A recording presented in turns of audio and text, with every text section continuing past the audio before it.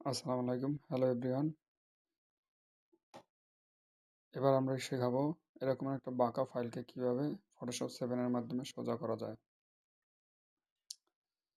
প্রথমে উইন্ডো যাব, layer select করব, আর লেয়ার থেকে এটা ডাবল ক্লিক করে ওকে দিয়ে দিব।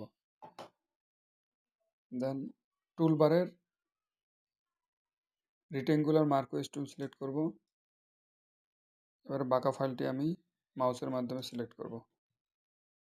কিবোর্ডের কন্ট্রোল টি প্রেস করব, মাউসের রাইট বাটন ক্লিক করে ডিস্টর্ট সিলেক্ট করব।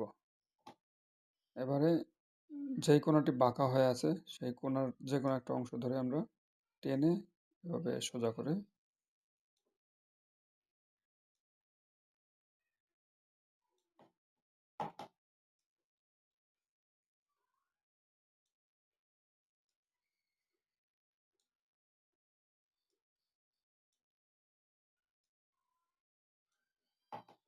দেন এন্টার প্রেস করব।